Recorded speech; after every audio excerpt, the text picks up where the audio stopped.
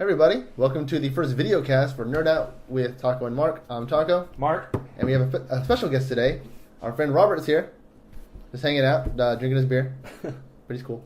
So, it's been a little bit since we were able to update, but we finally got some interesting news about the next Star Wars movie. There's actually going to be a couple. Yeah, a couple Star. Well, it's Star Wars related, but there's a couple things coming out of it.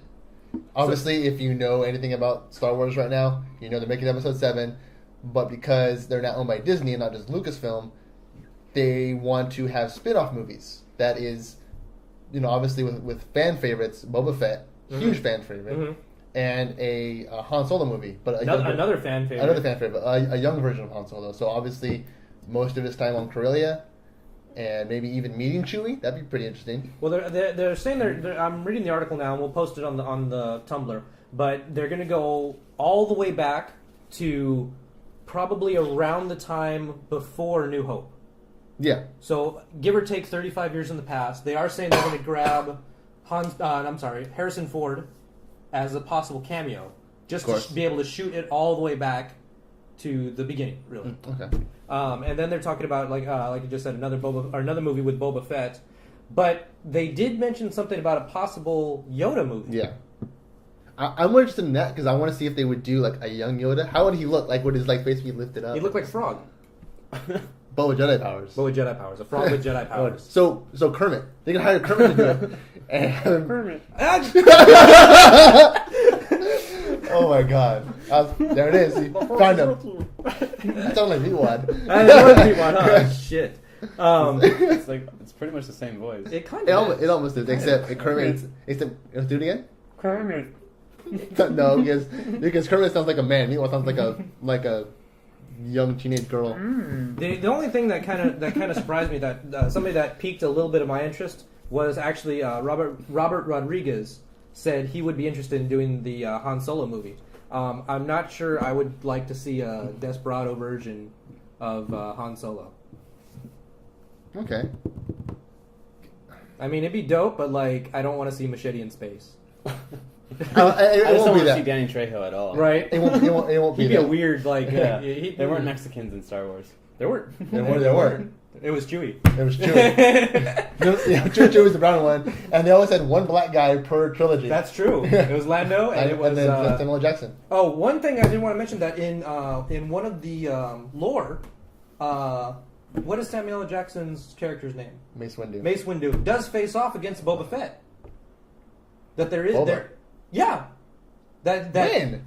Boba as a teenager faces off against Mace Windu. There are many lines of storyline where Boba faces off against different Jedi and is successful. So then, how much time is between Clone Wars and Revenge of the Sith? Because based on the characters, they don't look that much older. The only one who actually looks like he aged was Obi-Wan. Excuse me. Well, you got to remember that they did say that the clones used for the clone army were accelerated. Yeah. But Boba wasn't. Boba wasn't. So then, how old was he in? He must have been around. He had to be a teenager. Because he didn't look like a teenager. He looked maybe 11, maybe. No way, hold on. He would have been at most 11 because they had said that they've been developing those soldiers for 10 years. So 11 at the time, probably another couple years before the next movie. So he'd be around 16, 17.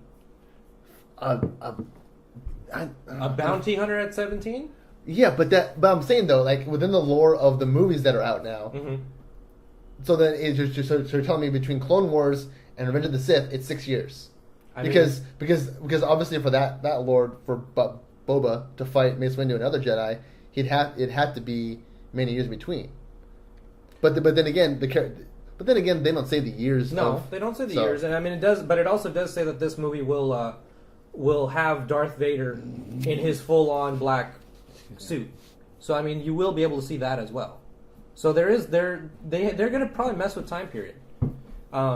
Anyway, so there's a lot of room for growth on that. Another thing to bring up is new Assassin's Creed announced.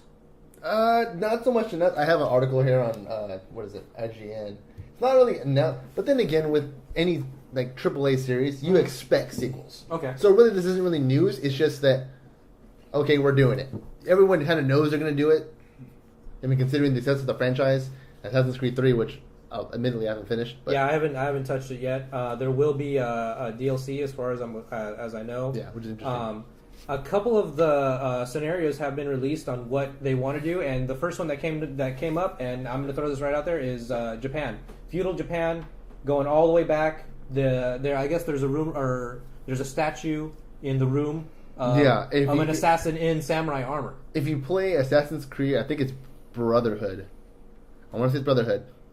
You go into the villa and you go underneath the house, and there's a room full of assassins, and there's like statues of stuff. And there's one, even on this article here, you have ancient Egypt. There's one in like kind of like Egyptian regalia, and then the feudal Japan. There's one in kind of samurai inspired. It's not full armor because obviously they need to be agile, but it has like there's some plating. There's some, you can see the sigil of the A. I mean, Japan is my vote. I did read this one though, and I would like to see how they did it, because with the Civil War, the next logical war is World War I. And that'd be really interesting. I'm not 100% that'd be a great game, only because I don't know about assassins in World War I. I don't know about anything modern after the musket. At that point, you get into war. Well, not only war, but the fact that guns are more prominent and a lot more effective by that point. Well, I mean, because as opposed to firing a musket, you have to load it every time. But at what point do you go, okay, well, the next logical step is the Cold War, and now you're just playing Splinter Cell? Well, then again, we're also not developers, so we don't know. That's true.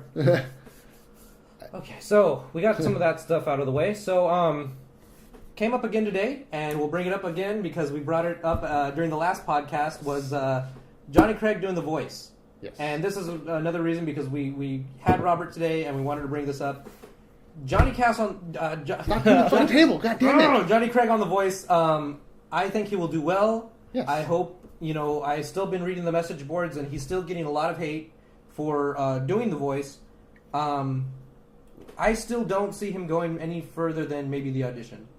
I know you guys are starting to formulate some opinions on that, but I don't know. Well, we brought up earlier that you had said, or it came up that he is an R&B singer. I don't know which one of you said that. Did you say that? Yeah. His natural voice is R&B. Okay. That's what he sings. Whether he's in a rock, whether he's screaming, whether he's doing whatever, he's still an R&B singer at heart. Mm-hmm. So I think this is good for him. I think this is what he needs to get to that next level in music. Yeah. But then playing the other side, you get the backlash from people who think that he, obviously I'm going to say you, so point it out. That's fine. Was you had said that he has tattoos and that's not the pop. No, I don't visual. feel. I don't feel like that's the pop image. But you have Justin Bieber now getting tattoos. He's getting like one a week. He has Believe on his wrist and tattoos and bong hits. So yeah, tattoos. There's no more snapbacks and tattoos. It's tattoos and bong hits. I just my thing is right now, especially with the way that the music industry is, Johnny Craig has tattoos. He's fully covered. He has his face tattooed. I don't feel like there's a pop market space for someone like that. But I love Johnny Craig. Don't get me wrong. We're getting to a different age where tattoos are more accepted. I mean, look at us. Our arms are covered in tattoos. Yeah. So I think we need more Johnny Craigs in the music industry. Yes. I'd like to see some more like that. So obviously this is a step in the right direction. I just don't know if something like a network television show like The Voice is ready for somebody like Johnny Craig. Not saying that they're not forward thinking, but is it too far forward? Is it a jump in the right direction? Is it? I think it gives hope to musicians who are still in the scene that we don't have anymore. Johnny Craig was in the scene, in 07, 06? Yeah, give or take. I mean, Dance Gavin Dance. And there's still people who listen to that, and they want that to come back. Mm-hmm. So I think it's a good step in the right direction. Okay. In my opinion. Yeah. And as far as going far in the competition, I think he'll go past. I think he'll go a good couple of weeks. Okay. I think he'll become a fan favorite. Yeah, but I hope so. He would, but the problem is too. I've seen one episode of The Voice. All I've seen. And they had the girl from Hey Monday. What's her name? I know this. But they had her on there. Okay. And the thing that she was trying to do was prove that she's not just a rock and roll girl, but she's sang an Avril Lavigne song. I think that's what it was. Oh wow! Could you fit any more? Yeah. So I'm like, so you're not really helping yourself. But then it goes both ways because she wants to do pop, but she sang a rock song. Well, and then the judges say you should stay in the rock because that's what you do. But at the same time, you know, they want to hear more of her, but I don't know. Okay, well, her name is Cassidy Pope. Yeah, that's it.